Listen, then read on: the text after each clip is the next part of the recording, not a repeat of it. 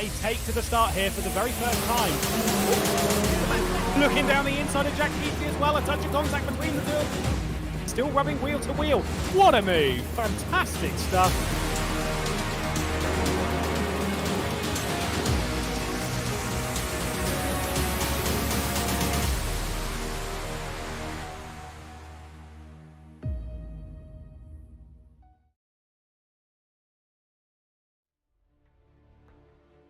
We're officially into the second half of the season, and it's time to head to a new track for us in the series. The Hungaroring, one that we've raced plenty of times in esports competition here on RaceRoom Racing Experience, meaning that drivers should have plenty of experience around this venue. That said, we had a surprise result in pre-qualifying, and the leaderboard has left questions open and gaps to fill. And after that thrilling round at Spa, our championship couldn't be much more open as we really set our sights on the title race. Let's get back to the racetrack then. I'm Lewis McGlade, back alongside me this round. Good to have you, Chris Buxton. Hello. Hello, thank you for that wonderful introduction, Lewis. Yes, we are at the Hungaroring at McGlade, I butchered that pronunciation, apologies, as pronounced by the locals, translates roughly into hazelnut, apparently. Oh. Very close to Budapest, the country's capital, and look how close it is at the top of the table, just 6 points separating Gianmarco Fiduci and Florian Haase. And the next few positions are still hotly contested, just 27 points from 3rd to 6th. There's so much to play for in the second half of the season. It really is, and Florian Haase is on great form at the moment with 2 of the last pole positions in the championship.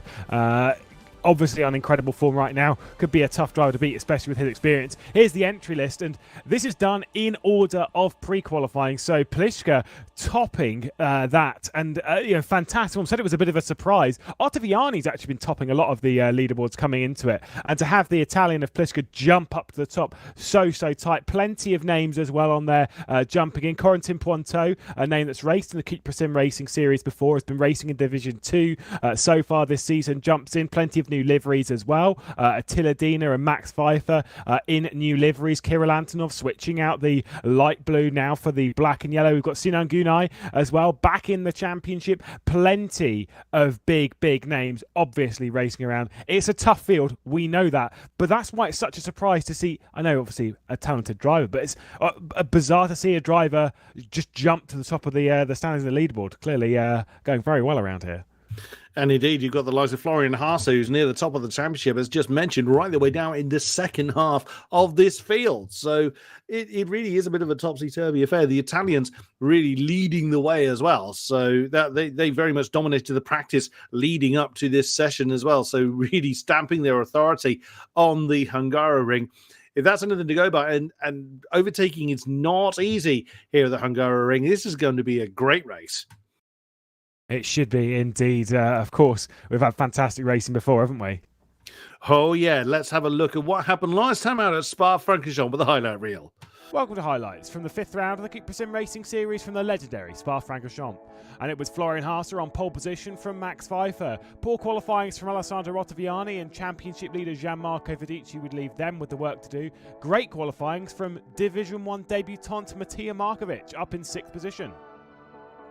First race at Spa then underway, and it was Florian Haase leading from pole position with a comfortable lead down into turn 1. Pfeiffer would have Mikael Raikkonen trying to attack around the outside, but they would have to go single file down into Eau Rouge and up over the top at Radion, where Slipstream was the focus on that run to Les Combes. And Kirill Antonov was all over that, trying to get by Florian Haase's teammate Mikael Raikkonen, going around the outside through the first part of Les Combes and around the outside through Malmedy as well, would grab 3rd position. This battle for the top 10 reverse was intense. It involved 2 Mirror Esports drivers. It involved our championship contenders, Alessandro Ottaviani and Gianmarco Fiduci, after poor qualifyings. It was an intense battle with lots of contact. The concertina effect in full form as Florian Haase missed the first part of Les Combes. It would slow Pfeiffer down and allow Kirill Antonov to be properly onto the scene to try and grab that 2nd position from Pfeiffer, and that is exactly what he did down into Ravage. Gianmarco Fiducci trying to charge back up the order and get to the all-important top 10, but down the inside of Attila Dina and gain that spot. Alessandro Ottaviani having a very odd issue, engine cutting out and no power, would have to pull up the road, managed to get the car refired and then started challenging for positions. Once Fiducci got by Dina, he was allowed to be passed by his teammate Juan Manuel Gomez, and Florian Haase getting a track excursion over the top at Radion. This would give him a slowdown penalty, which would allow Kirill Antonov to grab the lead from him, and Pfeiffer would be soon to follow through. Finally would be able to serve that penalty, but Raikl and Pinsesh would also get through. Speaking of fantastic battles at the front, it was brilliant between Kirill Antonov and Pfeiffer. Out of the final corner though, the drag around the outside, and Antonov would pull firm towards the line and grab his second win of the season, but only just. And that wasn't even the last drama that happened in the race. Gianmarco Fiducci, this for 9th spot around the outside of Martin Barner, would then sit in front of Barner, slow him down and allow his teammate to grab 10th position. And this was regarded as unsportsmanlike driving, giving the Italian a 20-point penalty. Antonov, Pfeiffer, Raikl, our podium. Pinsesh just missing out by the smallest of margins. Gomez and Fiducci will be reversed onto the front row of the grid with Bence Jupanek sitting in the wings. And so an all-team Fordzilla front row would lead us down into turn 1, but it was a poor launch from Juan Manuel Gomez. Bence Jupanek managed to get the jump and up into second position, attacking Gianmarco Fiducci for the race lead. It was all clean and single file down to Erusian over Radion for the first time, and the focus once again was back on slipstream as Markovic and Jupanek would take advantage of the two Fordzilla drivers. Markovic getting by Juan Manuel Gomez, and eventually Bence Jupanek down into Rivage would get by our race leader Gianmarco Fiducci. Martin Barner was a man on a mission. Around the outside of Raikl and a little bit of contact with Adam Pinsesh would allow him to gain 2 positions in one section of the racetrack. Haase would swiftly pass Markovic as Markovic didn't really fight it down into La Source. And then Haase would instantly go on the attack of Juan Manuel Gomez, diving to the inside at Rivage, making contact and almost spinning out the Argentinian driver. Markovic felt that now was the time to pounce back, and into Les Combes would grab a top 5 back from the German. Bence Jupanek, Gianmarco Fiducci for the second consecutive race too. This is what we had to show. It was hard fighting between the two of them. Gianmarco Fiducci coming into the race lead at this point, but then not long after, Bence Jupanek with a little bit of contact would return to the race lead at Rivage. Lucas Vela with an enormous dive down into the first corner would create contact with Juan Manuel Gomez, and they would go side by side down into Eau Rouge. Gomez gaining from all of that, and Alessandro Ottaviani would also gain a little bit in the background.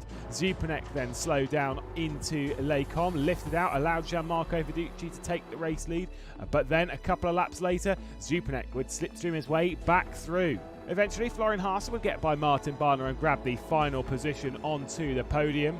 And down towards the last parts of the race, everyone concerned a little bit about incident points and breaching the limit to get a disqualification, so it was very, very careful. No car contacts. Bence Jupanek would cross the line to win his first race in the CUPRA SimRacing Series. Yet another thrilling fight between Bence Jupanek and Gianmarco Fiducci. Jupanek coming out on top this time. Florian Haase rising up the order into third. Same with Barner from outside of the top 10.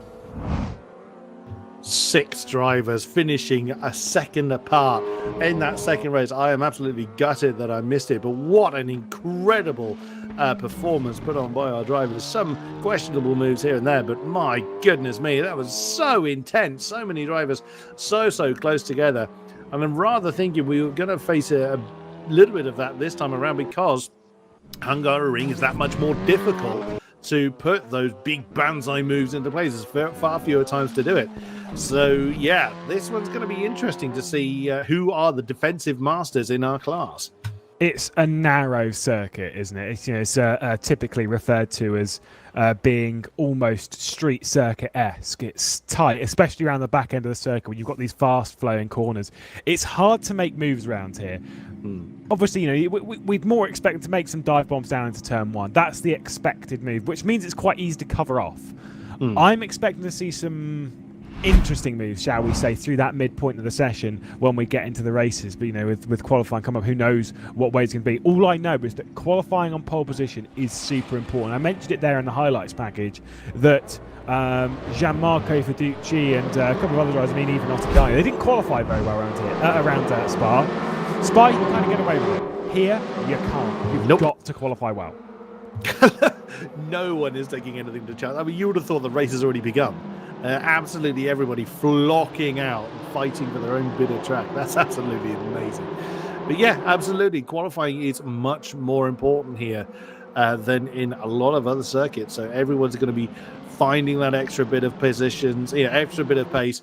And particularly, Peter Pliska's done so well so far. He's been in part of the qualification for the ADAC GT Masters Esports this year. So at 23 years old, he's actually more the older end of the scale, which makes me feel absolutely ancient.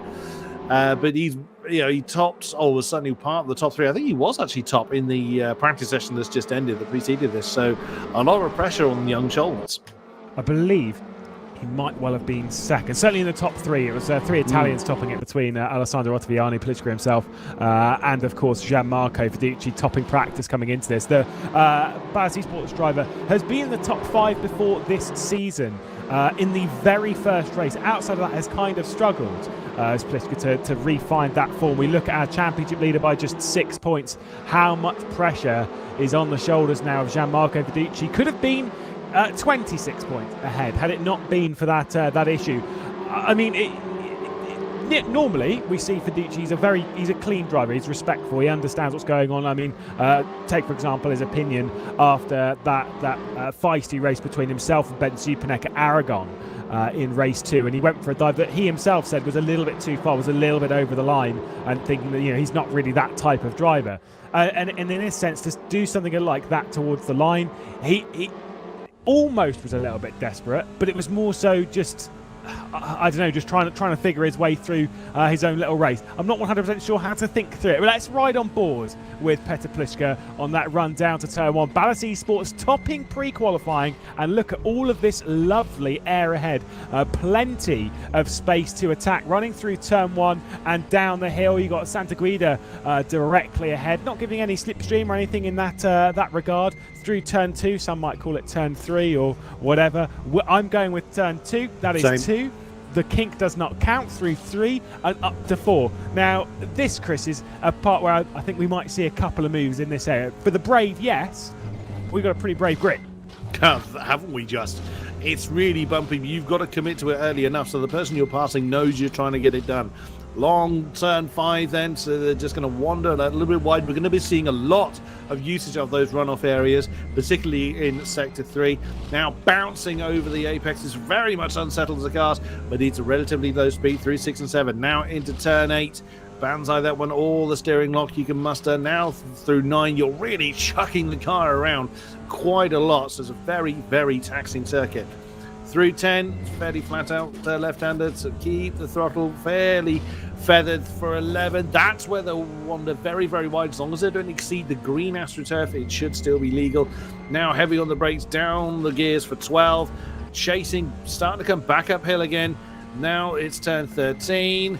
He's getting a little bit closer to Santa Guida ahead, but not close enough to really make any substantial difference. That's the pit lane entrance, which hopefully no one will want to use.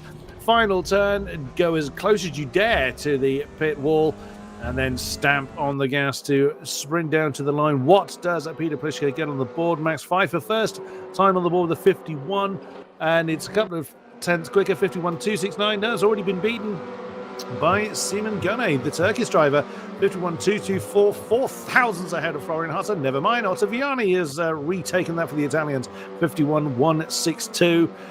Can Mikkonen get on board? Not quite. Look how close. I mean, it's a 150 laps, not far off 2 minutes, and they are just tenths apart. Yet again, very, very close times from our drivers. Yeah, that black and yellow car directly behind Pavel Mikkonen was actually his teammate, Landsport Rosenef driver and 2-time race winner this season, of course, Kirill Antonov. Important to note with Kirill Antonov, having taken that victory last time out of Spa, is now one of only 2 drivers to have won more than 1 race this season. Gianmarco Fiducci being the other one. Other race winners, Moritz Lerner, Jack Keithley, Ottaviani, of course, Florian Hasse, and brand new race winner last time as well, Bence Zupanek as well, one of the many Hungarians that we've had taking part in various championships across sim racing. Decent bit of slipstream there for Kirill Antonov to pick up as well. Got one of the Team Fordzilla drivers, that is Gianmarco Fiducci behind with that the green highlighted mirrors, picking up a decent bit of slipstream here from the number 74. And considering this could, by the end of the championship, be one of his rivals in the title race. Obviously, we are past the halfway point of the season now, but still plenty to play for over the next 10 races of the championship. 5 rounds, 2 races apiece. No more endurance rounds. We are straight into the big racing. This is looking good for Antonov, but the fact that Fiducci's there would concern me if I was the Russian. Absolutely. He's lighting up the sector boards. As you can see, purple sector 1 and 2 just about. And now I thought Fiducci would finish that one because he was looking pretty strong, staying right with the Russian, but has opted to bow out that one as we see another couple of times on the board there. So Rakel and Zupanek slotting into 8th and 9th along with Vermeulen, the Belgian, just 2/10 off the top spot. That is now 151.048 from Ottaviani. And what did Kirill Antonov? A 10th exactly behind Ottaviani. A great run from the Lada Sport Rosneft. I can't pronounce that properly, apologies. Russian driver, well done to you. As Juan Manuel Gomez, again, just a 10th shy in both sectors, but with such a close grid, a 10th here and there can be the difference between 1st and 10th. There were 2 drivers last round that really impressed. I mean, of course, everyone impresses when they perform as well as they do. As Juan Manuel Gomez jumps up into 4th spot. Imagine being quarter of a second, by the way, off of pole position and being down in 12th. And that is the scenario that Fiducci, our championship leader, is in at present. Quite a bit, I was going to say quite a bit behind his championship rival. I guess, it's not actually that far. P7 is Florian Haase, closest rival in the championship. Saying about the 2 drivers that really, really impressed us last round. Pfeiffer, absolutely incredible in race 1, missed out by thousandths of a second on a first race victory by Kirill Antonov, who crossed the line just ahead in that tight race across the line. Other one being Matija Markovic, was battling, I think finished 6th in race 1, had a top 5 in race 2, missed a consistency, battled it out with the big names like Florian Haase, like Martin Barner and plenty of others. For a driver that we've seen a little bit, we saw race in the CUPRA e-racing competition and such. It's a flag that we don't see too much, the flag of Montenegro. Great to see racing, and clearly a very, very talented driver. MRS Esports are figuring this out very, very strongly indeed. And very much on, they've hit the ground running, haven't they? Yeah, exactly. So they very much playing catch up, but still very close to that ultimate pace. Absolutely fair play to them as we now switch to the bright pink number 77 of Adam Pinces, home race for, like I say, one of the many Hungarians we've got in the field. He's a 10th off in sector 1. Bit of traffic ahead. It's not where he wants a slipstream. That is one of the TX3 drivers directly ahead. Can't quite see who. I missed the number on that one. I was trying to identify. It's the Frenchman Pointeau that is already ahead, currently in 15th position. Now he's got out of it, so he doesn't want to be giving any kind of straight line advantage to his opponent. So he's done that at an absolutely right time. So getting slipstreaming corners is never ideal. And there you go. It's another 2.5 lost. It's not that Pointeau was doing anything wrong. It's just that's not where you want slipstream when you're in the twisty bits, of which there are a lot of twisty bits here in Hungaroring. There's not all that much, big straights going on here, as that's one of the Fordzilla drivers that Pinces is now catching up to. He's got 4 and a bit tenths to gain. I doubt he's going to gain a great deal on this one. And indeed not. Me of little faith. He actually jumps up to 9th with that one. 4 thousandths off the back of Florian Haase. So a good effort, but there's more to find. Zupanek has just lit up the timing boards in sector 1, but he's now got a face full of is that the 87 car that's already ahead? 67. Yes, Florian Haase. 67. This is tight stuff. This is important, by the way. We're in the final 2 minutes and 40 seconds of this qualifying session. Drivers like Florian Haase are 8th place. Not great, not bad though. Drivers like Gianmarco Fiducci, 13th spot, need to get on with this. Bence Zupanek, let's be honest, we wouldn't say no to another Ben Zupanek and Gianmarco Fiducci. But I've seen those battle out quite a bit over the previous 3 rounds. By the way, Leandro Vela on his return to the championship did get a qualifying lap in there and up to 15th. As laps coming in, Gianmarco Fiducci does get a time in and does jump up in the 6th spot. We'll have one final lap to do. What's Florian Haase going to do in response? Dura Esports just with 2 drivers. Also, Ben Zupanek close in tow. This could be pole position as Raikkonen crosses the line to go to 2nd. What does the Hungarian do up to 6th to move Fiducci down? Got up to 6th mere seconds ago. Now already down to 9th place. Incredible lap from Michael Raikkonen though. Absolutely storming. And also Vianney is lit up again. He's got 5 thousandths to the good in Sector 1. He's not beaten his personal best Sector 2. What can he do over the line? Does he improve that already godly time? No, not quite. Does not improve this time around. There is Pinces again in 13th position. And just such narrow margins. There's 85 thousandths, making his personal best in Sector 1. Not even half a tenth shy in Sector 2. 151.231, his personal best. Pliska and Fiducci, the 2 Italians that were at the top of the practice session, matched each other to the thousandths of a second. Purple Sector 3, and he's second behind Ottaviani. Good Lord, that is absolutely amazing. So Juan Manuel Gomez is only a thousandth ahead of Pliska and Fiducci, 2 thousandths behind a newcomer as help me out here. It's a Zoboslai, I think that one is. And then Zupanek right ahead of him. Absolutely unreal. In the time it takes to blink, you've got half a dozen drivers at least. It's absolutely incredible how close this is. I mean, I wasn't expecting it to be this close around one of the most complex circuits on the calendar. That didn't look great from Florian Haase, I must say. Going down into the final couple of corners, Raikko's already bailed out of it. Ben Zupanek is really quite close to the rear end of the German. Going to remain in tow. Let's see if they can improve. This could be good for Haase. Could it be a 3rd consecutive pole position from the German? The answer to that question is no, as he's going to drag Ben Zupanek towards the line. Is it going to be pole on home soil? We'll see what it is across the line. I don't think it is from Zupanek. He's delayed slightly. Alessandro Ottaviani then on pole position ahead of Adam Pinces, Reiko, Antonov and Pfeiffer. The top 5 will be getting ourselves ready to go racing for 20 odd minutes for some fantastic thrilling action here at the Hungaroring. Absolutely incredible. Half a second, 22 drivers.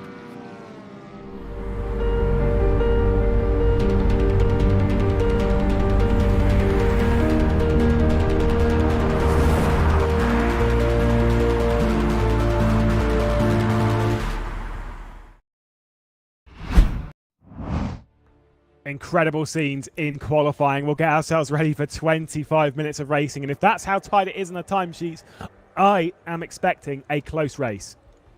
Any mistake is going to be so costly, which sounds like a broken record statement. It sounds like a very obvious thing to say. But when the field is that close, first to last can be taking a corner slightly too wide. It can be as crucial as that. If you're involved in an accident, you know full well you're taking a lot of the field with you. Now, the pressure is going to be immense on our drivers for the Hungaroring. Bring it on. That makes the commentary box seat even more comfortable. I wouldn't want to be out there. That's a lie. I'd love to be out there, but I'm nowhere near as quick as them. But my goodness, when the field is packed, this is going to be good. This is going to be absolutely enthralling. Alessandro Ottaviani and Adam Pinces on the front row. Raikkonen and Antonov alongside on row number 2. And that race down towards turn 1 for the first time here at the Hungaroring in the CUPRA SimRacing Series is about to get underway. Let's see what's going to happen in this championship fight as we are underway. It's obviously a good launch from Ottaviani, who's clearly over to the left-hand side of the racetrack, as left-hand side of the camera, as they run down into turn 1, defending hard from the Hungarian. Kirill Antonov ducks out as well, going to commit onto the brakes, and Pfeiffer attacking one of our championship contenders. Disappointment from Pliska in that qualifying, but he's already going on the attack and trying to get himself further up inside the top 10, but he's just going to hang on to that 10th spot. Ottaviani, though, away clean. Nice start from everyone. It seems fair for now. Fair for now. That's Antonov, the Russian driver, fending off the advances of Mika Reichel, trying to get up into 3rd, and he does. He fends off the Dories, was number 66. Very nicely done. It looks like there's been trouble for Mukkonen. That's a great shame. Fiducci down in 11th place for the Italian. Bearing in mind how strong he was in practice. That is not what you would expect. Pliška right ahead of him as well. Everybody's scrapping for the available bits of space. Juan Manuel Gomez has just lost the position to Pliška. Well, now they're still fighting for it indeed. So, yeah, they're still trying to get on with it, as Ottaviani is the only man that is probably not feeling too much pressure at the moment. He's already got himself, or is knocking on the door of getting half a second, and compared to the rest of the field, that's a yawning chasm worth of gap. He's having an absolutely brilliant job. There is Zoboslai up into 8th position. A good start there for the Hungarian, right on the tail of Pfeiffer, who's already been a front runner in this series.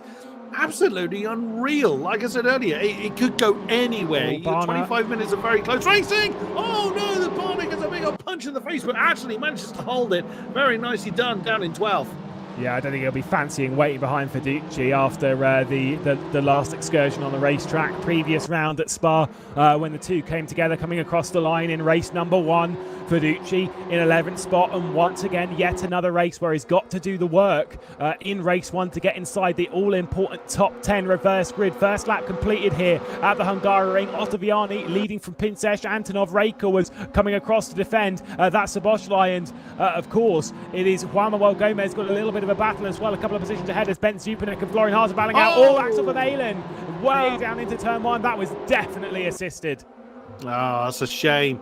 It's gone the way it has, but a great scrap here. Juan Manuel Gomez in 9th place, trying to fend off the advances of the 13 car. Gets a boot on the backside from Pliška for his trouble. That's a Zoboslai that's doing what he can to hang on to that position. Oh my goodness, that's getting very, very nasty between himself and Pliška. Up front, you can see the gap that Ottaviani's built for himself, but my goodness me, because this track is so much, in these cars, is a lot of right foot, not very many very heavy braking zones. Overtaking is going to be very, very difficult. So like you were saying earlier, Lewis, people are going to have to get rather imaginative with their moves, as Gomez has a look on the inside of Zoboslai. The number 13 car, hopefully that's not unlucky for him. Little bit of a gap between himself and Pfeiffer. It's around about half a second or so. So he can close that one down. Everyone's just kind of minding their own business at the moment. So it's a big shame for Vermeulen, but at least he's still going. There's our race leader, Alessandro Ottaviani, who has not managed to build that lead too much. Looks like Pinces has managed to get back into his stride. That lead has come down a little bit. The Hungarian chasing down the Italian. Yeah, would love a win on home soil, of course. Pintos plenty of winners, plenty of time to win over the recent couple of years in racing experience, including here in the CUPRA SimRacing Series. Alessandro Ottaviani having a win earlier on this season, of course, in that fantastic round we had at Silverstone. I say fantastic round. We've had fantastic racing every single round. We have gone racing here in the CUPRA SimRacing Series. There's always been storylines to pick apart. At the moment, of course, that storyline would come down to the championship between Fiducci and Haase at present. But the likes of Antonov, the likes of this man, Alessandro Ottaviani, they are not done with a title race, most certainly not. And Fiducci's looking to gain just, obviously would ideally want more, but realistically wants one position. Then you're inside the top 10, you're inside that reverse grid, and that's the really important, that's the money seat right now. Pliška, though, topped pre-qualifying coming into this, and I don't think he'll be particularly pleased with the position that he's in right now. I think it might have been contact, by the way, between Axel Vermeulen and Gunai on that run into turn 1. It might well have been Vermeulen running into the rear end of Gunai and lifting the rear. It was very hard to tell there, but clearly something was happening. Yeah, that's what I was going to say. It did actually look like it was Vermeulen actually was the orchestrated his own demise there, which is a great shame. But again, what did I say? One mistake. He was just slightly too late on the brakes, and he did well actually to bail on that and not take anyone with him. So fair play to the Belgian. He obviously sacrificed his own rate. He's now 15 seconds. Well, it's 15 seconds behind the leader. In fairness, he's 6 seconds ish behind Orban. But with the way this pace is, that's going to be nigh on impossible to close down. But he's not given up. I mean, in fairness, he's not just parked the car and decided that's enough for today. He is pushing on nonetheless as we enjoy this wonderful shot between Peter Pliška and Gianmarco Fiducci. And as you said earlier, that is a really golden position. Pliška won't want to give that up at all. I mean, sure, Peter Pliška would prefer to be further up the field, but even still, he's going to hang on with all he's got to that 10th position. We now look at the finish. Rasmus, that's getting a bit dicey. Oh, crikey, that was Lucas Vieira a bit squashed against the wall. The Brazilian probably won't be too happy about that, but Rasmus Salo, as far as we know, is not related to Mika, although from the same country. I think Salo is actually a fairly common surname, or comparatively common surname in the country, so that's why we're seeing it. Oh, and the Brazilian again having a look on the inside, coming down towards turn one. You did say, Lewis, that there'll be a fair few moves going on down there, but at the moment they remain where they are as we jump back to Peter Pliska, stuck in between the Fordzilla drivers. He's in between Gomez and Fiducci, still battling on, holding on to that 10th position. Yeah, Lucas, they're just going for a little bit of an ambitious move on Rasmus Salo. Would we say it's nice to see? I mean, they've clearly had some issues a little bit on the start of this race, but nothing too major. But it is nice to see Leandro Vela back, to see two snow shatting cars onto the grid. Was missing last round was Leandro Vela, and having a couple of issues in their run over the CUPRA SimRacing Series. Remember that disconnection, I think it was, on the early stages of race 2 at Aragon. And yeah, the odd issue here and there. Lucas Vela's been inside the top 5 quite a few times, but has come a cropper to the penalties that we've got in store here. Of course, it's fairly standard in the sense that for us, we've got a certain amount of points that you have. If you cross the lines too aggressively in some places, you'll pick up a single point, an off-track excursion, an instant point. If you make contact with another car, it's 4 instant points. If you get 50 of those across the race, which sounds like a lot, but trust me, you run into them very fast, especially when you're in the intense battles, tapping constantly. There's a 4, there's a 4.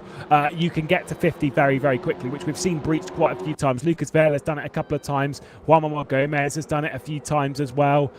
Pretty sure we started the season with Attila Dina, was one of the early ones back at Hockenheim. So a few drivers have come a cropper to it. Gianmarco Fiducci yet to do so, but will want to get by Pliska. There's a big dive. We've seen a couple of cents from the Italian a few times this season, and that certainly is one all the way down there, cleanly through, and Pliska's dropped down to 11th. I don't think Pliska saw that one coming. Flash of the lights there in acknowledgement from Fiducci. I mean, firm but fair, I've got to say, between the two Italians. Fiducci ran Pliska out of the road, but Pliska didn't lose any colossal amount of time. I don't think Pliska saw that one coming. We jump back to the Salo battle, and it's Leandro Vela has gone ahead of him. It's Attila Dina now that is trying to attack the Finn, and does he manage to get it done? No, actually, Salo is still jostling with Vela. He's now behind the Brazilians. You can see the number 94 already ahead, but this pack scrapping away for everything that they could possibly find. The chairman, Attila Dina, right with him. They're all following each other in each other's tire tracks. There is the TX3 driver, Corentin Pointeau, the Frenchman, in further back in that same pack we were just looking at. So Attila Dina is the car directly ahead, being followed by Santagata, the Swiss driver. And there's a Sina Gunai, so we saw him qualify pretty well. He's now down into 14th place with Vela right on. It's his case, goodness me. Trying to make the move on the inside line is the number 40 car. Can he slow that one down? Wow, he got very twitchy coming into there. So Vit Fiat, Nick in the 40. And through they go then. So that's 15th for the Turkish driver coming into the penultimate turn. My goodness me, it's hot action no matter where you look. Yeah, this is classic CUPRA SimRacing Series. I was wondering, by the way, with Fiducci, how much his teammate was going to help him out here. We focus on Gomez. I wondered if he was going to drop back to try and allow Fiducci inside the top 10, if it was going to go that way. But thankfully, it doesn't seem like he needs to do that at the moment, as Szoboszlai is coming under attack from Gomez.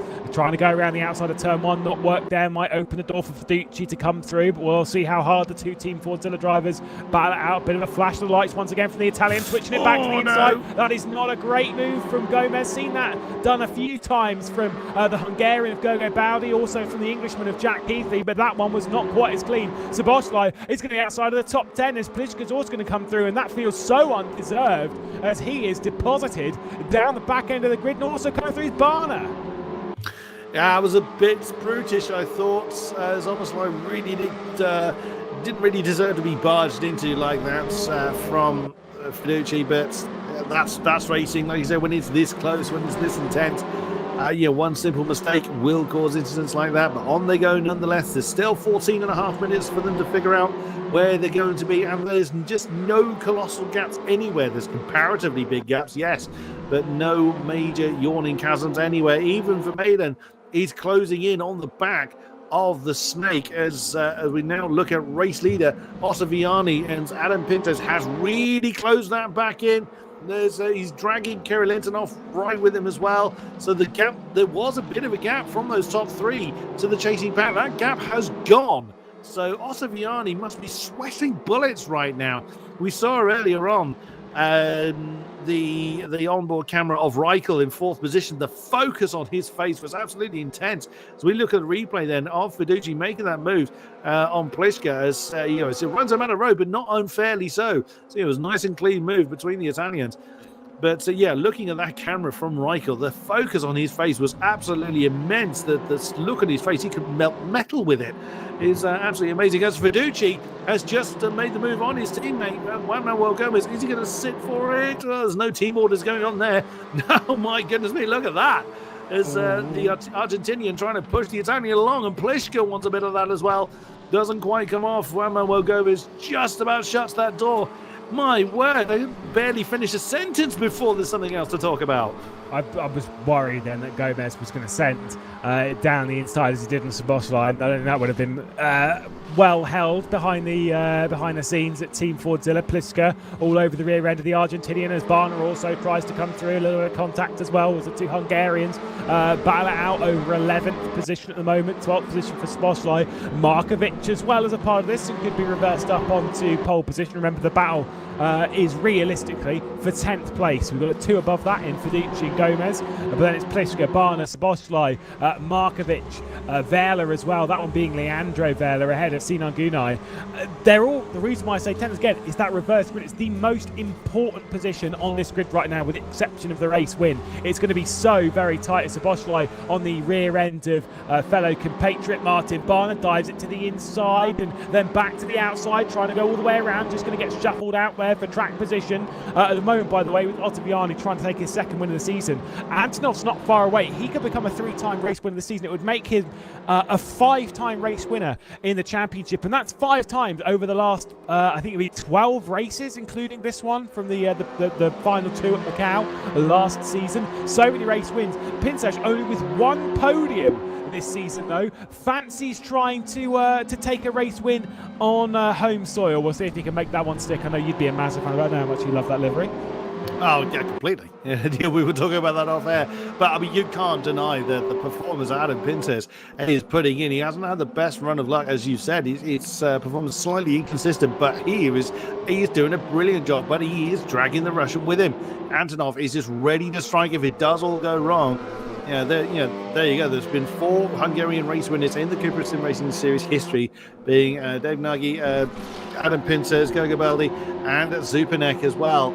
And you looking at that pack, it's actually Michael Reichel is a little bit on his own. He's a second clear of Florian Hasse. I'm sure Florian Hasse would love that much breathing space. Look behind the Door Esports leader at the moment. He's almost equidistant between the pack behind and the pack ahead. That he just cannot quite get that. It's that all-important slipstream. He's 1.1 seconds or so behind that top 3. But I just get the feeling it's going to be decided by impact somewhere on board with the current 3rd place runner of Kirill Antonov. As again, using all of that space on the exit of turn 11. That's exactly what they're allowed to do. Heavy on the brakes into 12. And I dread to think what must be going through Ottaviani's mind. He knows full well that his mirrors are full of pink at the moment from the Hungarian of Adam Pintos. But yeah, like you say, I'm sure if he wants to win anywhere, it's surely going to be on home turf. The problem is, though, he's got Antonov, who realistically came into this season as genuinely one of the favourites, winning both of the races at the end of last season. I've been on the podium a good few times in 2020, having won in various other championships as well.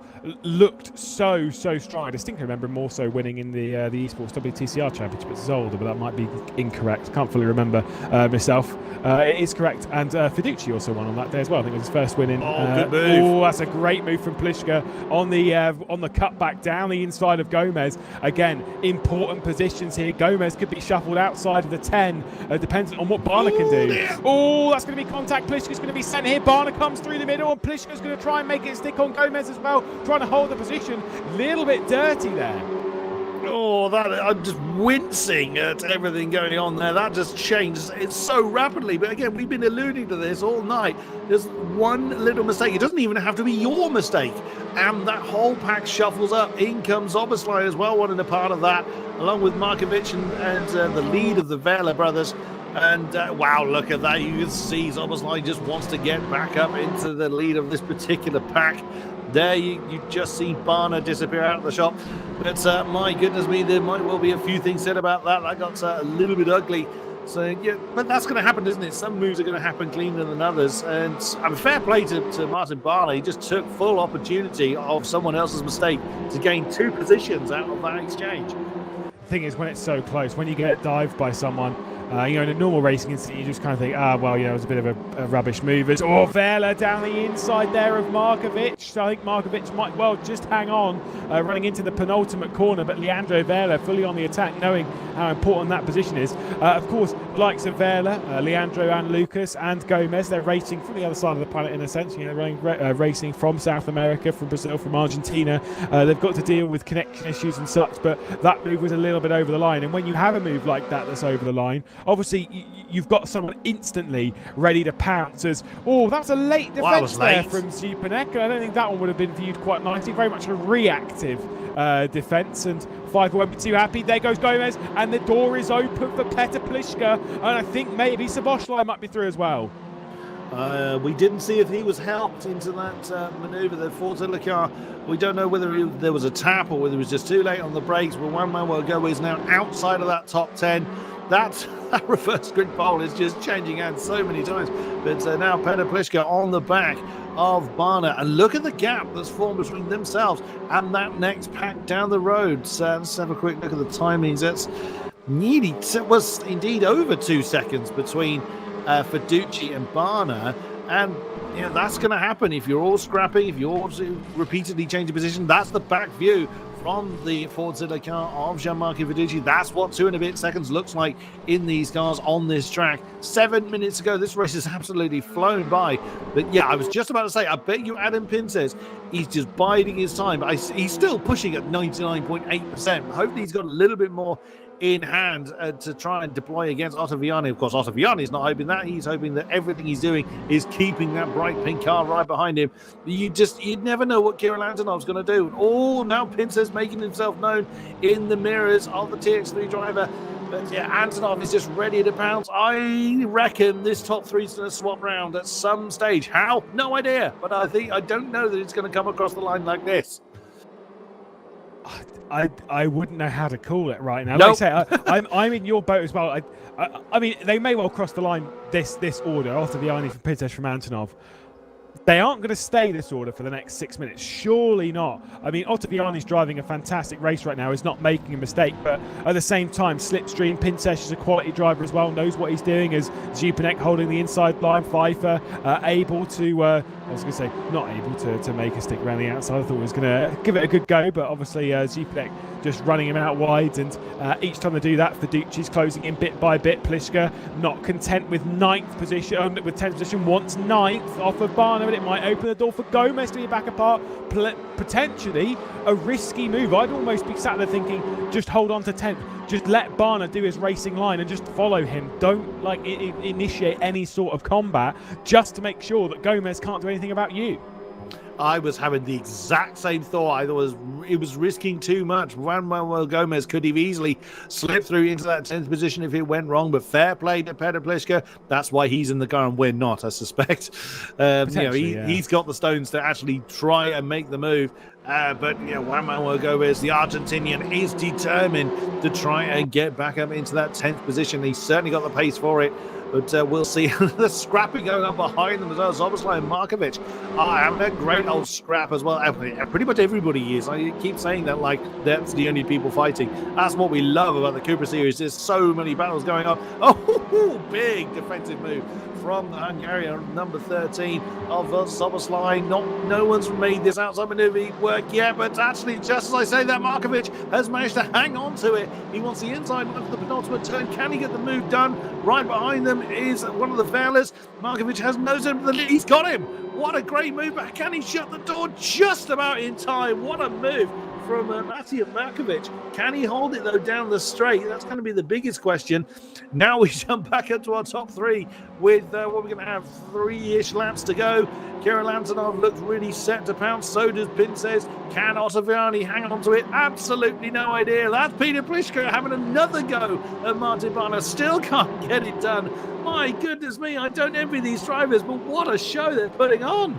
Yeah, Pliška's feeling it needs to grab ninth just to make sure that things are secure, make sure that things are in his own hands. Going for the switchback. There's Gomez for Team Fortilla looking down the inside. We'll switch it back through 3 and fancy a move up at 4. It's going to be tight between Mira Esports and Ballas Esports. I don't think there's going to be any move here for Pliška. We'll have to sit on 10th position at the moment. But now that Gomez is there, he understands what is at stake here. And that's why you see a dive like that. It might well just open the door even more, running into T5, 6 and 7 up next. It's so tight. You're absolutely right. There'll be this lap plus 2 more to go for the first race here at the CUPRA SimRacing Series at the Hungaroring. We'll be following it up with another 25-minute race, don't you worry, and we'll see more of this action. Ottaviani's checking out a little bit from the front of Adam Pinces, who's desperate for a victory on home soil and the first one of the season in 2021 for the CUPRA SimRacing Series, but no way to catch up at the moment, and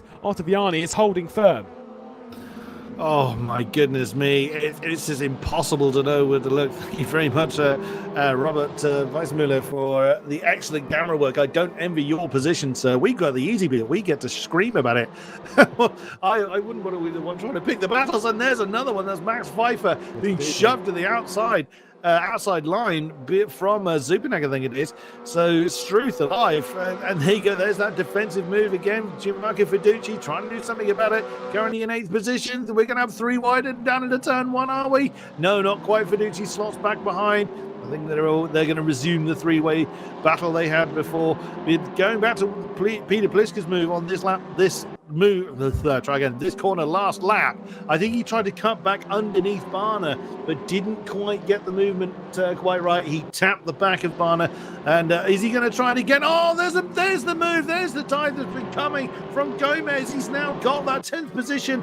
He had to force the move. He had to force the issue because Peter Pliška just had the pace. Oh, as he slams into the back of the Argentinian. My goodness me. What is going on here? These two still fighting for position, but Pliška, I don't think he was very happy about it, but it was a fair move. It was a bold move from Gomez, but that has put the Argentinian into the golden 10th position. Peter Pliška is doing what he can. You can just tell he's not happy about it. But he's got to make the move done. They've got to get the move done properly, but he's running out of time to do it. What will be frustrating here is, did he get a slowdown? He was very slow out of the chicane, was Pliška, and dropped about half a second. Here's the battle for 7th position, Pfeiffer, Fiducci. 1 more lap to go after this. We're nearly into the final sector as we run around on the penultimate lap of the race. Pliška's actually all right. He's still there. He'd have been frustrated that Gomez just wasn't getting on with it and wasn't able to re-attack Barner. Hearts need to calm down right now. They just need to keep calm, keep focused. Just 1 more lap. Alessandro Ottaviani, we were wondering if he was going to be under pressure. He is well in control right now. Yeah, that he is. He's timed it perfectly just to give himself that crucial bit of breathing space. Now it's on Adam Pinces to defend against the Russian of Kirill Antonov. Can he do it? He's going to have to rely on a mistake from Ottaviani, I would say, to close that gap down. Not unless Pinces absolutely throws the car into a position that Ottaviani can't do anything with. That's Pliška again, trying to make the move, trying to regain the position. He's barged his way through on the Fortilla driver. Oh my goodness me, that 10th is changing hands yet again. Oh, you can't call it. Is Gomez going to try and bounce high on the inside of turn 3? No, turn 2, beg your pardon. Not quite. It's Peter Pliška. Has he timed the counter-attack right? He's just got to defend for all he's worth now to hold on to that 10th position. But what a great run for Ottaviani. A few corners to go, and the win is his. It's tight. This is tight. This is really important, though, for Alessandro Ottaviani for his championship fight for the battle against Viducci, against Haase, against the driver in this train, of course, Kirill Antonov, and the entire field to go for the 2021 CUPRA SimRacing Series title that will be up for grabs a little bit later in the year once we get to the season finale at Macau in November. There's still plenty to play for. There's still 9 races to battle it out after this one, a drop score as well, which we'll get into a bit more next round when things start to focus its way on that. Antonov looking to the inside of Pinsesh, only a few more corners. Pinsesh is close though, and he might well be thinking about a move on Ottaviani, but surely that isn't close enough. It's been a valiant effort from Alessandro Ottaviani, keeping everyone at bay and just driving his line. I don't think we've seen a defensive move out of him at all across the afternoon. We saw him win back at Silverstone though in race 2 after a bit of carnage in race 1, but for the second time in the CUPRA SimRacing Series, Ottaviani departs the final corner and is victorious here at the Hungaroring, beating out just by half a second Pinsesh, Antonov as well. The two Tour Esports drivers Raikkonen and Haase will be in 4th and 5th. Petr Pliška just managing to hang on for the reverse grid pole. You couldn't have called that. There is just, all bets were off on that 10th position reverse grid pole place. My word, that changed hands so many times, but absolutely brilliant stuff. By 1,000th of a second, Adam Pinsesh has the fastest lap of the race. I mean, it's almost academic, frankly, because the racing was so close. The raw pace was only a small part of that. The top 3 drivers within a second. The entire field just 20 seconds apart. Absolutely amazing stuff. Bring on round 2. Let's have a quick break, and then we will get race number 2, the reverse grid race, underway.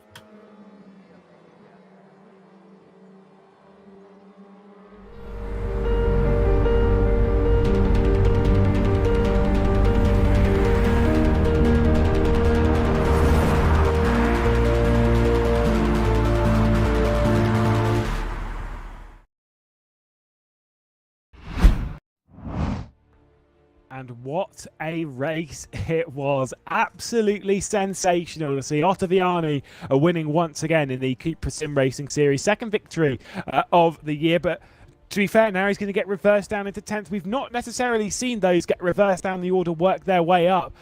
Obviously, we talk of this championship fight. It's going to be so close. We know it's going to be a close run in all the way to the end of the championship. But now Ottaviani, not necessarily in control, but he's almost back in it. Oh, very much so.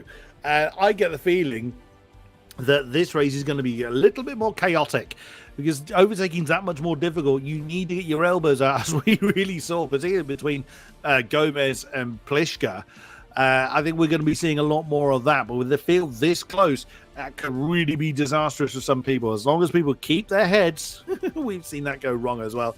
As long as they kind of keep their cool and just play the longer game here. I know the race is only 25 minutes, but there's still plenty of time to get the moves done slightly further, later on, or maybe a lap in the distance. We'll see how these guys keep their cool, but this has the potential to be, well, it has the potential to be absolutely anything, quite frankly. I keep thinking, this one's going to be good, this one's going to be good. Yeah, they're all, like you said earlier, Lewis, they have all been absolutely fantastic. So our race has done a brilliant job of keeping us all entertained.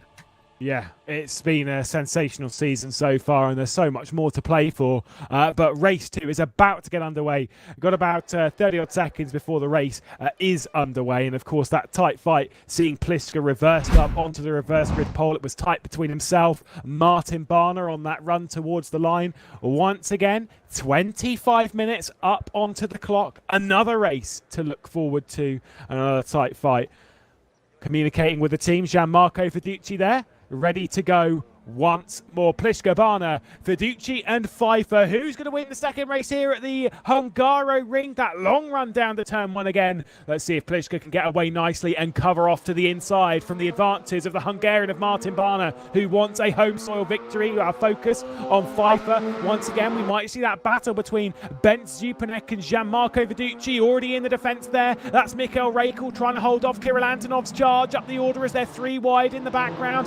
Fiducci, third place at the moment. Pfeiffer, though, getting round there on the inside. The advantage should go the way of the Italian as Pliška and Barner lead 1 and 2. So many side-by-sides going on, corner after corner. Fiducci gets a tap on the tail from the 64, has managed to keep it in check. Pliszka leads Barna, leads Fiduci, leads Zupanek. It's Italy versus Hungary for the top 4, and then the Germans ready to strike 5, 6 and 7 in Pfeiffer, Haase and Rakel. You just can't even focus on the cars. They're so close together. The entire field at the moment just 5 seconds apart, and they're just bouncing off one another like an accordion at the moment. Absolutely incredible. Pinces is in 10th position. He's lost out at the beginning. Kirill Antonov really hustled through. Markovic right up there in 9th position. He's had a pretty good start as well. There's Lanciano. We haven't really seen the Dutchman go further through the field at the moment. There's Anteladina going through an absolute cloud of dust. That's got to be a little bit unnerving. You've got lots of tails in front of you and a big cloud. That's got to be slightly braver. Peter Pliszka is going to be very glad that he's in the top spot at the moment, but he's got so much pressure behind. And as we saw in race 1, he's going to have to hang on to that all race long. And the pressure is only going to get bigger as Gianmarco Fiduci and Ben Zupanek join the mix. We've seen those two racers. Szoboszlai is losing out a little bit there. Rasmus Salo as well in that fantastic livery directly behind in 16th spot, applying the pressure with, of course, Pliszka's teammate Luciano Wittfurt said before, we've not, like I said, not focused too much on him. Unfortunately, he just hasn't really had the pace here at the Hungaroring. There's Kirill Antonov, 8th position at the moment. Said that it was Markovic who made up a decent amount of progress, up into 9th spot already as Pinces and Ottaviani dropped backwards a little bit, as did Juan Manuel Gomez as well. Antonov looking to the inside of Rakel. Rakel having that sort of semi-defence, holding it in the middle of the road as Markovic and Pinces battling out 9th and 10th. It's still Pliszka leading the way right now. Fiduci's right a part of the mix for the race win as well. Don't necessarily count out Ben Zupanek or Pfeiffer or the experience of the likes of Haase or Rakel as well. You just can't discount anyone, can you? Anyone, if any one of the top 3 spins, everyone is going to have cat-like reflexes not to be caught up in it. But Pliszka still fending off the advances of Barna. Now, Martin Barna will know this track very, very well. He will, like you say, he's such an experienced racer. Well, pretty much everybody in the top, pretty much the top 10. Most of the top 10 are very, very experienced. They know when to time their attacks. But equally, we saw in race 1, Ottaviani just timed it brilliantly to give himself that crucial bit of space right at the death of the race and held onto it to take the checkered flag at the end. So, that's going to be the main thing for Pliszka to concentrate on, when he's going to be able to try and break away from the pack. There's Pinces still trying to get past Markovic. Markovic's having a great run to fend off the advances. The pink car goes for that very defensive line. Is Pinces going to try and string that one around the outside of turn 12? Yes, he is. He's probably going to hang on to it. No, he gets pushed off the road. And here comes Ottaviani to try and make a difference, as well as Juan Manuel Gomez. My goodness me, they're all bouncing off one another. I can barely get the centres out before there's a change somewhere. It's just the nature of how this touring car racing. I mean, you missed out on Spa. It was like this all the way from start to finish. The slipstream up to Les Combes was absolutely incredible, and we're seeing once again all these trains and such appearing here.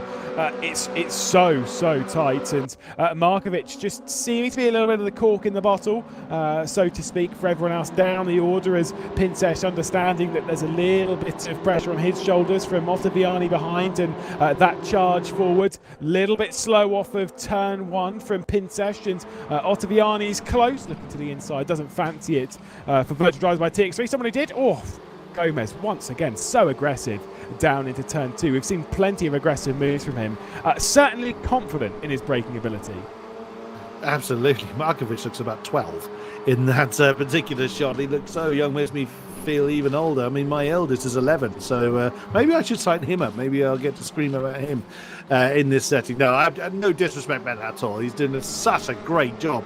Pinces has proven himself so fast time and again, and Markovic, he's doing a great job just holding his line. He's not being bullied. He's not making the mistake that you may well feel against the likes of Pinces, but he's doing a great job just keeping everything exactly where it needs to be. And again, it's the top 3 that's breaking away from the rest of the field. Pliszka, Barna and Fiduci this time breaking away. There's again the face of focus from Martin Barna. He wants to try and bring home the bacon for the Hungarians on home soil.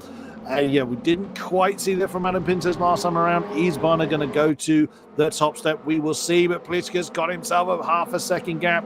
It's not enough to break slipstream, but it is enough just to prevent make less likely, I should say, those big diving moves we saw from the likes of Gomez last time around. And oh, look at that. Fiducci is getting primed for a move now with the gap that Pliska's got for himself. Is the Italian going to try and banzai that one into turn one? Everybody's weaving around. Interesting that Fiducci didn't follow the tyre tracks of Barner. He may well just be opting to time his move a little bit later on. Still plenty of time to get it done. Now back under braking. They're back under Pliska's rear wing. Was Pliska a little bit more cautious there? Or was that just the concertina effect?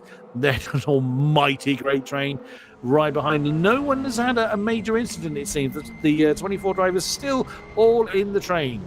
This could be like a championship level drive in a sense when it comes to protecting from Fiducci. He saw that, like you said, quite rightly, didn't go on the attack of Barner. I think that's because he understands the threat from behind of Ben Zupanek, Barner's teammate from Mirror Esports. Fiducci and Zupanek have been exchanging door panels, shall we say, the last couple of rounds in race twos. Aragon, the battle for the race lead, and the race lead once again in the previous round of the season at Spa, where things got very, very feisty indeed. And I think Fiduci's desperate to avoid that for the third consecutive round, and essentially will just sit in third, hopefully pull a gap to everyone else behind, and then maybe go on the attack and just wait things out, just score some decent points. Third's better than fourth at the end of the day, and if you don't need to risk it, don't risk it. Maybe hoping that Barner goes the attack of Pliska and opens the door for him to sweep through. Florian Haase, though, with work to do after a decent race one inside the top five, wants to get another top five positions. Got to get by Pfeiffer, though. Got to get by Ben Zupanek, who is not looking his speedy self at the moment. That as it may be, he's still defending very, very well from Max Pfeiffer. The German was absolutely nailed to the back of Zupanek a few corners ago. There did look like there was a bit of a gap forming there, but that has disappeared once again. Now back onto the start-finish straight. Is Zupanek going to be able to defend from Max Pfeiffer as they now scream down towards turn one? The pesky building in the way. Who put that there? As Florian Haase, he's just lost a tiny bit against Pfeiffer. Pfeiffer goes for an outside. Whoa, that's brave, but he's not alongside enough. If you're going to try that one, he wants to be on the inside line for turn two, but could not get alongside enough on Zupanek. That's a great back shot from the Hungarian from Mirror Esports. And again, Pfeiffer doesn't go for it coming into turn two.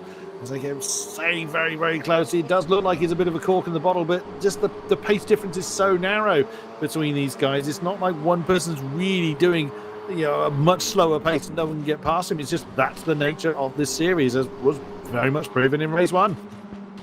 It's the level of action. I don't know if how many of watching this have tried following a car this close from I mean, most of the drivers are driving from cockpit, but from hood cam, whatever, doesn't really matter in my opinion. Try and follow someone this close, lap after lap, and still hit your line. Wow, look at that from Florian Haase, though. He was going for that, absolutely sent it. Said they had to get a bit more ambitious with where they were going for their moves, and through the SS section, fancy driving is going to do it for the second consecutive corner like that in a row. Back to the inside, no way through. Haase getting a little bit frustrated. Kirill Antonov coming through, and Rakel in the background as well. Oh, sorry, that's Markovic diving it down the inside as Antonov making contact with Florian Haase. Somehow they all come through in all of that. Crazy scenes. Antonov did pick up a position on Rakel. Markovic nearly came through as well, but now he's the prey of Pinsesh. And right with him, Ottaviani is looking on, waiting for his opportunity. That's going to force Adam Pinsesh to the outside. He's going to lose their momentum. My goodness me, that took a while to resolve, and that's brought the next pack into this train. That all started. That was a mistake from Florian Haase, I think it was. He was just a tiny bit too slow. I beg your pardon, it was a mistake from Pfeiffer that put Haase on his case. So that's where all that kicked off, and because they're so closely bunched together, that's is then going to, that's just going to make everyone else you have to force a move, as we see Stewart's decision there. That's all but disqualified for excessive cussing. Ouch. That's a great shame. So a bit of a shame, and that's why his delta is growing the way it is. There you go. So that's pretty much the rest, almost the entire field contained in that one camera shot. Brilliant. It's absolutely superb, with the exception of the three up at the front. We've got Pliska at the moment leading the way.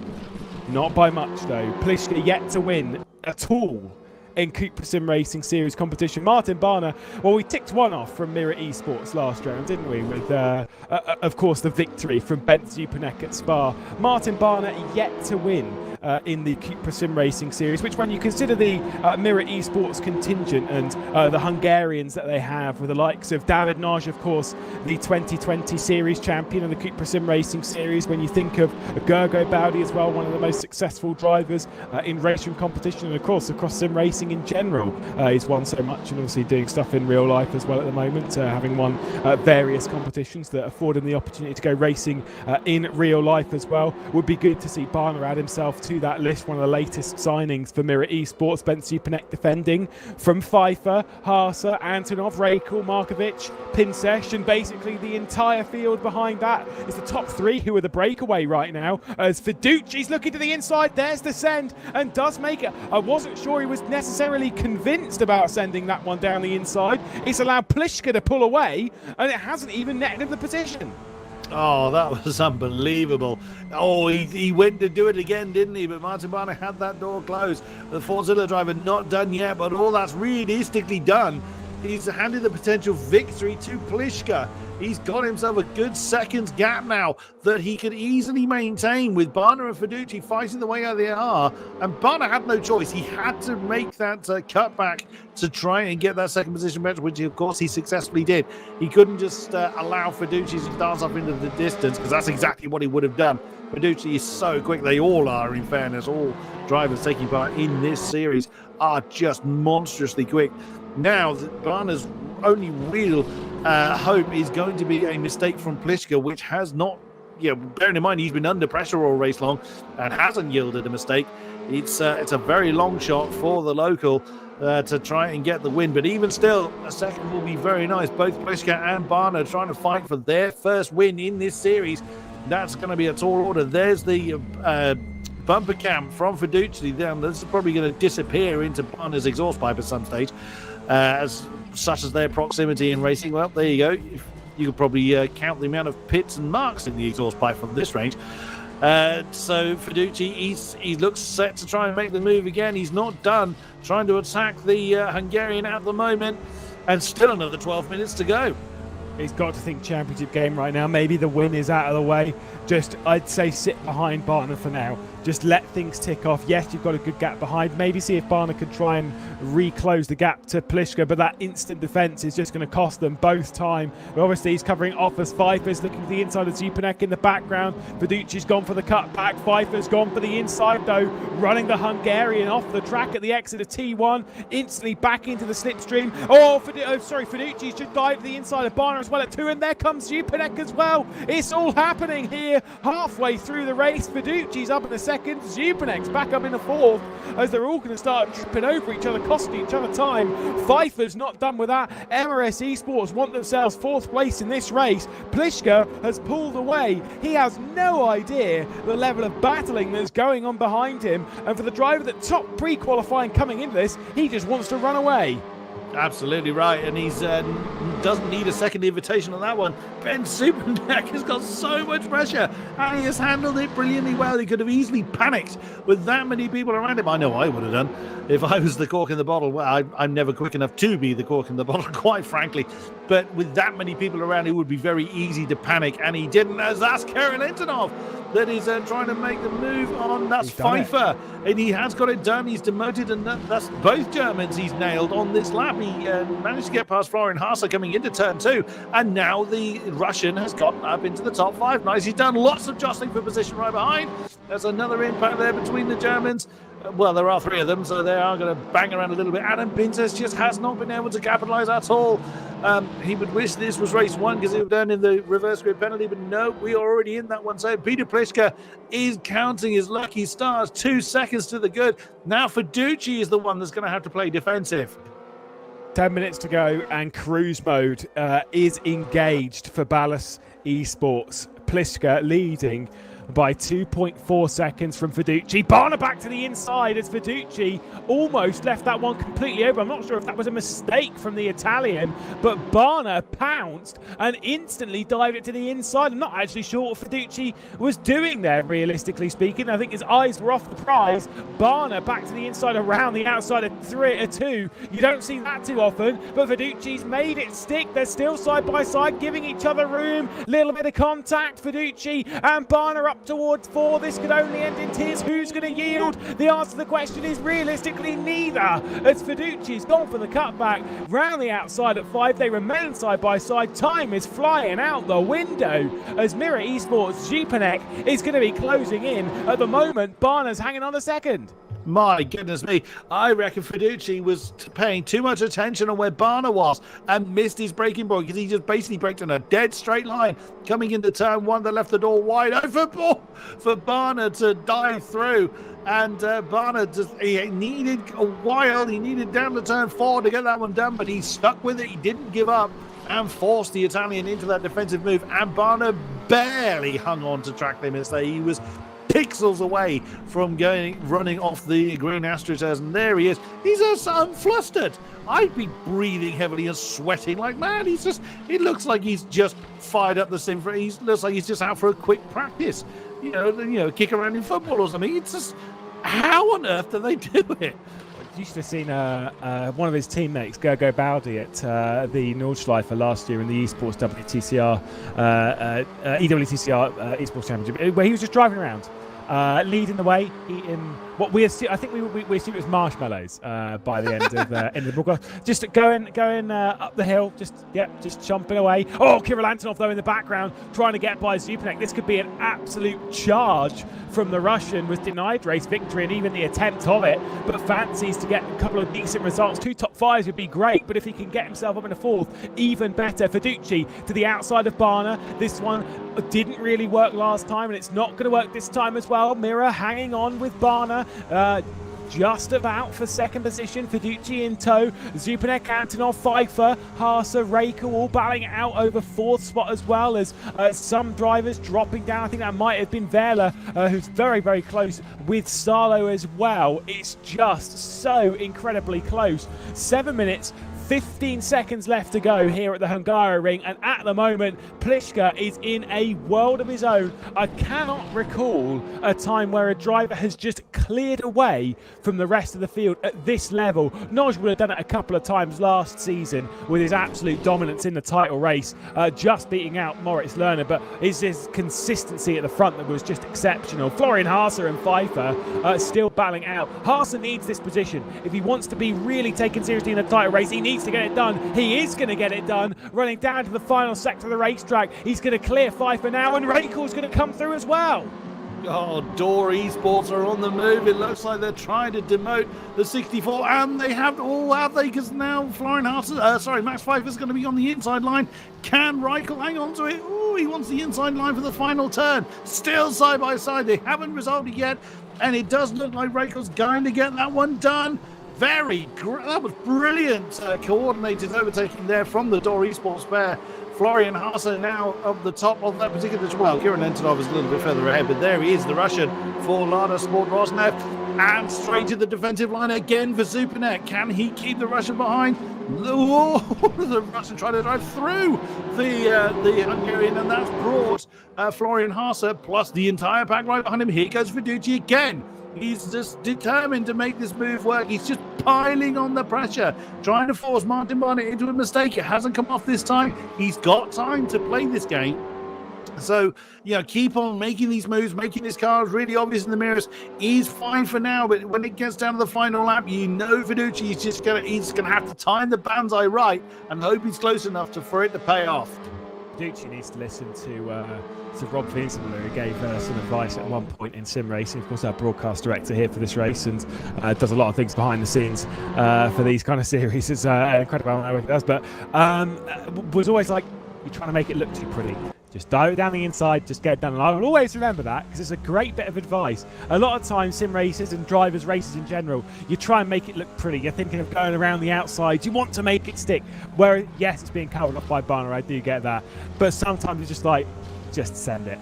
just absolutely send it down the inside, get it done. And at the moment, Fiducci had done that earlier in the race, but now Barna is wise to it. That effect has been wasted down at turn 1, and Barna knows what he's doing to cover that one off at turn 2. Again, covering it off there, you've got to find another position to do it, or you need to find a way of letting Barna get a bit more comfortable, just allow him to relax a little bit and then pounce. It's all about timing in a race like this, and you've only got 3 more laps to go around Hungaroring to make any more impact. And look at that, instantly on the defence. I do like that, by the way. Proper proactive defending here. Basically, Barna's just saying, I'm going to go here, you go wherever you want on the racetrack, but this is my bit of the track. You do you, I'll do me. Goes Antonov going for the cut back to the inside. No way through right now. Yeah, but if that goes wrong, then that's a lot of people ready to go. Here we go again, a carbon copy of what we've seen in the last few laps. So Fiducci backs out of it this time. He's going to try and cut back underneath. Barna doesn't quite come off. There is Antonov trying to make a move, but he's being pounced upon by Florian Hasse. That's the danger. Oh, and people getting very sideways, very squiggly, side by side, right behind the battle we're now looking at. There is Florian Hasse. Oh. It gets a bit of an impact. That's an awkward place to have an impact coming into turn 4, but they both managed to stay on track. Florian Hasse forcing the outside line for turn 5. That's not going to come off. Kirill Antonov, well defended, but it's still going on. Now the German crawls alongside the Russian. He's not going to be able to get that one. Oh, of me of little faith. Yes, he does. Super. Florian Hasse. What a move. He starts that one, and again the second door esports driver of Reichel trying to follow suit, but Antonov shuts that door. My goodness me, I'm assuming the move has not come off, and Florian Hasse says, hold my schnitzel, sir, that I'm coming through. I'll say that is up there with move of the race. That was absolutely superb, and it does take a driver of this level of experience of Florian Hasse's pull off a move. We'll say he wasn't able to pass me that one time at laps in Nordschleife. We won't go into that too much. I did have a car that was a bit punchy in a straight line, mind. But yeah, quality move from Hasse. Look how far ahead Pliska is. 5 seconds clear of Martin Barna right now. Still 2 laps to go, and this is the time where you just sit back and you really enjoy it. You just enter cruise mode, you're flicking the switch, you're driving around, you know that you're in position right now. No mistakes, and you're all good. At this point, you can afford to drive at 95%, even 90, and just cruise round. It's not as if you're under a hell of a lot of pressure. Once again, Florian Hasse defending from Kirill Antonov there, and was able to make the move stick, and now we'll try and make something stick on Ben Supanek as well. But every time he does it, he's got to be keeping his eye on his mirrors as well. Mirror signal maneuver, something like that. A bit harder in this. Yeah, I'm not sure they're obeying the highway code particularly at this particular point. That's Rasmus Salo having to go at Adam Pinces.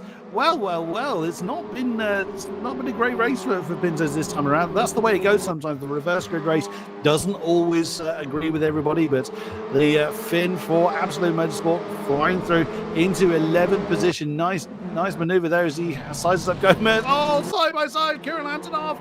Oh my days, he wants that 5th position back, and oh my God. Oh, hello, Mr. Reichel. Where the hell did you come from? That was a little bit too opportunistic there, but what that has done is allowed his teammate to maintain that 5th position. That could have been what Reichel was thinking of. If he did think of that at that particular moment, that's amazing forethought, considering that they are doing everything they can to maintain the position, driving at 99.8%, and still have the mental fortitude to make that move. Whether it came off or not, I mean, at least he didn't lose out, but he does allow Florian Hasse to remain where he is. My days, Kirill Antonov is doing everything he can to make his way further up the field. Oh, it's just, impossible to call again. It's as the Russian's trying to force his way through the back of the Door Esports driver of Florian Hasse. That's not going to come off this time. But Ben Supanek, what a great performance from him, defending from what must feel like the entire world.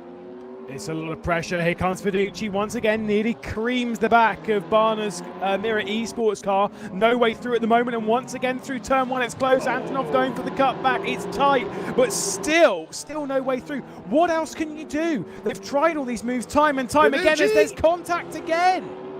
Yeah, Fiducci trying the outside maneuver yet again. Michael Barnett to say, denied, sir. I don't know what that translates to in Hungarian, but we're seeing it. And there goes Pliszka. It's like, yeah, you carry on. I've checked out at this point. But look at the mob behind them. That is absolutely amazing. Ben Superneck must be aging like 10 years every corner by now. That is so much pressure he's had to deal with from what feels like everybody in the entire lobby, as Fiducci is trying everything he possibly can to try and make that move stick, as Antonov still isn't done with the Door Esports cars around him. Oh no, that's Reichel slightly out of position. Oh my goodness me, did he manage to hold on to that? Did we just lose Markovic, I wonder? But yeah, oh no, Markovic has been disqualified, so that's shuffled the order a little bit. I think Salo has gone as well, so that'll change a few positions. But the top three, the top everybody, quite frankly, have done a brilliant job of surviving this one. They really have, but final corner beckons basically for Pliszka just to cruise it through. We'll see if Fiducci goes for anything. I'm sure he's not quite close enough. Pliszka, though, for the first time, accept yourself as a RaceRoom esports competition winner. Pliszka across the line for the CUPRA SimRacing Series to take victory here. It's all Italians in Hungary as Ballas Esports are on top. Barna, Fiducci second and third. Zupanek manages to clear the train from behind and grab fourth, and across the line it's Antonov just keeping at bay Reichel. Haase ahead of that. Pfeiffer, Gomez and Pintes your top 10. That was feisty racing once again. Absolutely incredible stuff, but dominance from the very start of the race from Petr Pliszka. Yeah, he has every reason to be very proud of that performance. Best lap as well. Once clear of pressure, he was just able to run his own race, didn't make a mistake. He could have easily taken his foot off the gas and made a silly mistake and be thrown right back to the wolves again. But Ben Superneck, if I'm going to nominate a driver of the day, there's so many potential applicants, quite frankly, but Superneck, that defensive prowess to keep so many people at bay, and Fiducci trying everything he possibly can, and Barna defending from that. Oh my goodness me, absolutely brilliant stuff. I mean, it's a shame it's all done, but we still have races to come for this series, and bring it on. I am so excited. We are deep into it. Now I've completed one round in the second half of the season. We're now deep into the second half of the season. We've got plenty of rounds to go. Nürburgring, Monza, Bilsterberg, by the way, which I am really, really excited for. And Macau to round out the season on the 11th of November. But with racing this intense, the championship fight is going to be so close. Important for Fiducci, I think, to sort of keep things under control there, but I think he'll be a bit disappointed not to grab second. Well, that is a maybe, but you can't say he didn't try. Everyone was racing so hard, and with so little difference between everybody, it was near impossible without forcing the mistake. But we travel to Germany next time out on the 2nd of September for the Nürburgring. Oh, yeah, let's have some of that. A brilliant, twisty circuit as well. Bit more opportunity for overtaking that in Nürburgring, or at least in my opinion. So, yeah. As you say, Monza, everybody knows Monza. So it's one of those tracks that it's just in your DNA for a fan of any kind of motor racing, two wheels or fours, even down to sort of go-karts and mopeds, if you like. But yeah, the remaining rounds, Macau is just, I can't wait. I can't wait. By the way, Nürburgring raced there a couple of times, so we've got some decent knowledge to go back on. Of course, Adam Pinses took his first victory in the CUPRA SimRacing Series at the Nürburgring at the start of the 2020 season. I'm sure he'll be looking to try and do that once more to get his fight underway. That about does us here, though, at the Hungaroring. It's been a fantastic round. Thank you, everyone, for joining us. Hopefully, we'll be able to see you once again in a few weeks' time on the 2nd of September at the Nürburgring as we really start to focus on this title race. I've been Lewis McGlade. Alongside me in the commentary booth has been Chris Buxton, Rob Wiesenmüller as well on cameras, and we'll hope to see you then. Until then, though, bye-bye.